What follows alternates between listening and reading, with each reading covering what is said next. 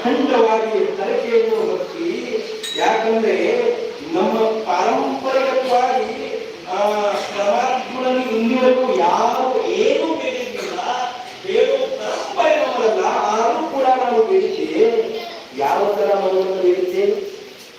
ಅದನ್ನು ಕೊಟ್ಟಿದ್ದೇವೆ. ನಿನ್ನ ತೂಕ ಮಗನನ್ನ ನನಗೆ ಕೊಡು ಅಂತ ಕೇಳ್ತಾನ.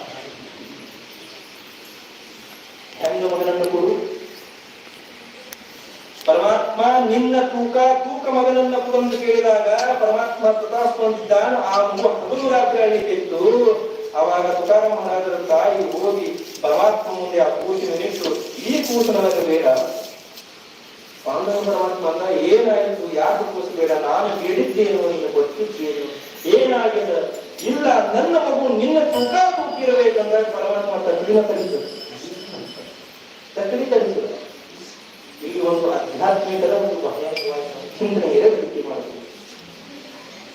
ಒಂದು ಕಡೆ ಸ್ವತಃ ಪಾಂಡುರಂಗ ಪರಮಾತ್ಮ ಕುಂತು, ಇನ್ನೊಂದು ಕಡೆ ತುಕೋಪುರಾಯರನ್ನ ತಕ್ಕಡಿಯಲ್ಲಿ ಹಾಕಿದಾಗ ತುಕಾರಾಮ ಮಹಾರಾಜ ಕೊಡ್ತಿದ್ದಂದ್ರೆ ಯಾವ ಮಗುವನ್ನು ಇಟ್ಟಿದ್ರಲ್ಲ ತುಕೋಪನ, ಆ ತಕ್ಕಡಿ ಕೆಳಗಡೆ ಹೋಗಿ ತುಕೋಪುರಾಯ ಪಾಂಡುರಂಗ ಪರಮಾತ್ಮ ಓದಿದಾಗ ಮಹಿಪಟ್ಟು ಹೋಗಿತ್ತು.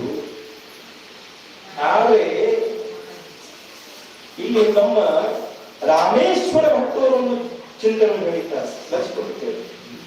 ತುಕಿತಾತ್ಮನೇ ಶ್ರೀ ಬ್ರಹ್ಮ ತುಕಾಸಿಯಾದೆ ಮನೋನ್ಯ ರಾಮೇಶ್ವರ ಚರಣಿ ಮಸ್ತಪಟ್ಟಿ ಆರತಿ ತುಕಾರಾಮ ಸ್ವಾಮಿ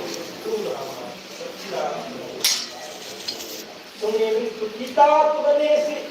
ಇಲ್ಲಿ ಯಾವುದು ತುಕಿತ ಮಾಡಬೇಕು, ಯಾವ ತುಲನಾ ಮಾಡಬೇಕು? ಬ್ರಹ್ಮ ತುಕಾಸಿಯಾದ ಆ ಪರಮಾತ್ಮನ ಸರಿಸಮಾನ ಇರ್ತಕ್ಕಂಥ ನಮ್ಮ ಜಗದ್ಗುರು ತುಕೋಪರಾಯರು ಇಷ್ಟು ಶಕ್ತಿ, ಇಷ್ಟು ಸಾಮರ್ಥ್ಯ, ಇಷ್ಟು ಅಸ್ತಿತ್ವ ಪ್ರಾಪ್ತಾಗಿಯೂ ಕೂಡ ತುಕೋಪರಾಯ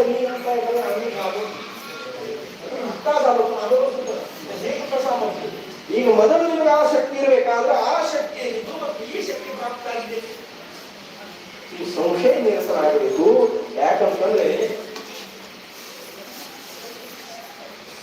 ತುಕೋಪರಾಯರು ಈ ಕ್ಷಣಕ್ಕೆ ಅವರಿಗೆ ಹಲೋ ಬನ್ನುವಂತ ಇದ್ದಾರೆ. ತುಕೋಪರಾಯರ ಸಾಧನೆಯಿಂದ ಮೊದಲು ತುಕೋಪರಾಯರು ಶಕ್ತಿ ಇರಲಿಲ್ಲ ಅಂತಲ್ಲ, ಒಂದು ಲಕ್ಷಣವನ್ನು ಕೇಳಿದ್ರು. ಯಾಕಂತಂದ್ರೆ ಒಂದು ಪ್ರಸಂಗದಲ್ಲಿ ಜಗದ್ಗುರು ತುಕಾರಾಮ ಮಹಾರಾಜರು ತಮ್ಮ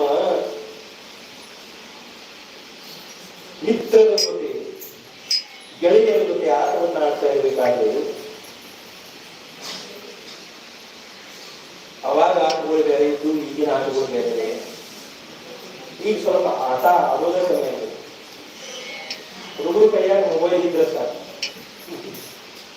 ಯಾವ ಆಟ ಮಾಡಿದ್ರು ಅವ್ರು ಮೊಬೈಲ್ ತಗ ಆಡ್ತಾರೆ. ಅಕ್ಕವ್ರೆ, ನಿಮ್ಮ ಹುಡುಗರಿಗೆ ಮೊಬೈಲ್ ಕೊಡ್ತೀರಿ? ನೀವು ಕೊಡ್ತೀವಂತ ಕೊಡ್ತಾರೆ. ನಿಮ್ಮಲ್ಲಿ ಅಷ್ಟೇ ಎಲ್ಲ. ಮೊನ್ನೆ ಒಂದು ಕೂಸು ಅಳಕತ್ತಿತ್ತು ಕುಟುಂಬ, ಅದು 3 ದಿವಸ ಅಳಕತ್ತಿತ್ತು. 3 ದಿವಸ ತನ ಎಲ್ಲಾ ಡಾಕ್ಟರ್ ಉಪಚಾರ ಎಲ್ಲಾ ಮಾಡಿದ್ರು. ಆಯುರ್ವೇದಿಕ್, ಹೋಮಿಯೋಪತಿ